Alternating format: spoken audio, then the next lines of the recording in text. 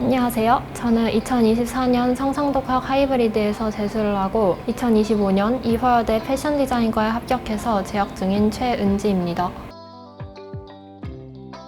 저는 2025년 수능에서 국어 100분위 92에 2등급, 영어 2등급, 생활과윤리 100분위 87에 3등급, 사회문화 100분위 99에 1등급을 받았고 서울대학교 공예과, 이화여대 패션디자인과, 성신여대 디자인과에 지원했고 최종적으로 이화여대와 성신여대에 합격했습니다. 이화여대 패션디자인과의 경우 이화여대식으로 562점을 받았습니다.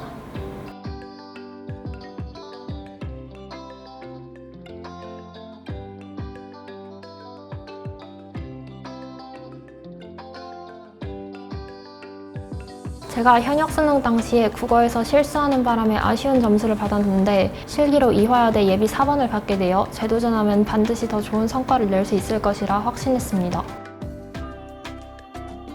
저는 어느 정도의 통제체계 하에서 자율적인 공부 계획을 세워가며 공부하는 걸 선호하는 타입인데 자율적인 스케줄을 짤 수 있으면서 재중 학원이 엄격한 시스템도 적용하는 학원을 찾기가 어려웠습니다. 그러다 상상미학에서 상상독학 하이브리드관을 개설했다는 소식을 듣고 상담을 받게 되었습니다.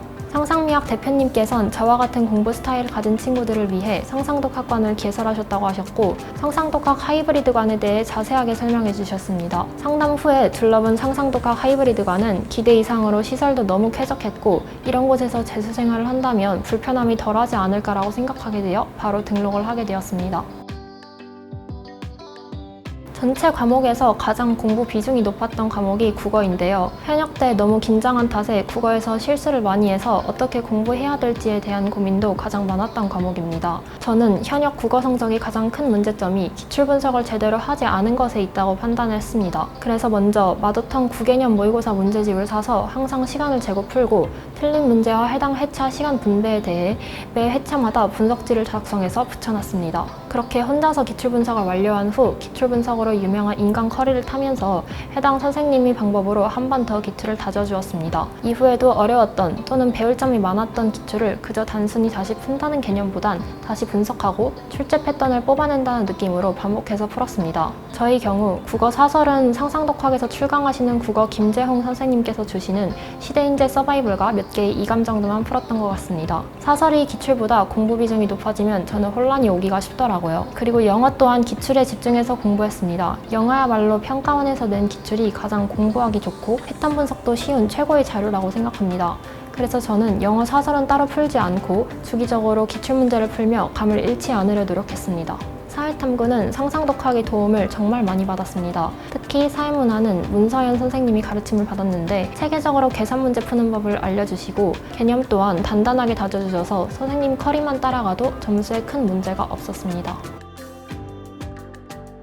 가장 기복도 크고 컨디션에 따라서 점수가 달랐던 과목이 국어입니다. 항상 모의고사를 볼 때마다 난이도에 상관없이 80점 초중반이 점수가 나오던 때가 있었는데 이 시기가 저에겐 슬럼프였습니다. 그래서 이 원인에 대해 분석하려고 모의고사 훈련을 반복적으로 하면서 상상독학 국어 질문 선생님께 많은 조언을 구했습니다. 선생님이 조언으로 제 수면과 식습관에도 문제가 있다는 걸 깨닫고 점차 고쳐나갔으며 스스로 국어 모의고사에 대한 멘탈을 관리하는 법을 터득하면서 점수의 기복도 줄어들었습니다. 그 결과 수능에서 90점대를 받아 좋은 결과를 거둘 수 있었습니다. 절대적인 공부 시간의 증가와 스스로의 마음가짐이 가장 큰 차이라고 생각합니다. 상상독학에서 같은 상위권 미대를 향하여 열심히 노력하는 친구들을 보며 자극도 받고 스스로 열심히 해야겠다는 동기도 생겼던 것 같습니다. 또한 책상에 앉아있는 절대적인 시간도 많다 보니 자연스레 공부 시간이 증가하고 이것이 제 공부 동기와 합쳐져 좋은 시너지를 낼 수 있었던 것 같습니다. 저는 일주일에 하루는 휴식을 가지면서 멘탈 관리와 스트레스 관리를 했습니다. 재수 모토가 할 땐 하고 쉴 때 편하게 쉬자였기 때문에 쉬는 날엔 친구들과 만남도 가지고 하고 싶었던 일도 하면서 휴식을 취했습니다. 저는 재수 중에 인간관계를 다 끊어내면 오히려 너무 외로워져서 힘들었기 때문에 재수 중간중간 친한 친구들도 몇 번 만나면서 외롭다는 생각이 들지 않도록 지냈습니다. 공부만큼 중요한 게 멘탈 관리라고 생각해서 이 부분도 신경 쓰려고 노력했습니다. 수능이 수능이라고 해서 인생이 가장 중요한 일이라고만 생각하지 말고 그저 인생에 있을 여러 관문 중 하나라고만 생각하셨으면 좋겠습니다. 수능에 부담을 가지면 가질수록 점수와는 멀어질 확률이 높습니다. 저는 제가 1년 동안 한 공부의 최종 시험이라기보단 내 공부의 과정 중 한 지점이라고 생각하며 부담 갖지 않도록 노력했습니다.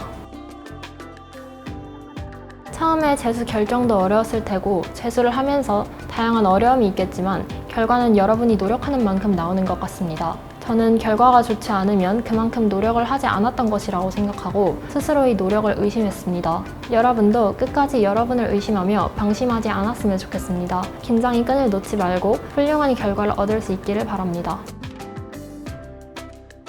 먼저 상상독학을 다니는 동안 열심히 관리를 해주신 실장님과 질문 선생님께 감사드립니다. 또한 국어의 김재영 선생님, 생활과 윤리 강라연 선생님, 사회문화의 문서연 선생님께도 감사 인사를 드리고 싶습니다. 특히 사회문화 문서연 선생님 덕분에 사회문화를 수월하게 접근할 수 있었고 100분이 99라는 높은 점수를 받게 되었습니다. 진심으로 감사하다고 전해드리고 싶습니다.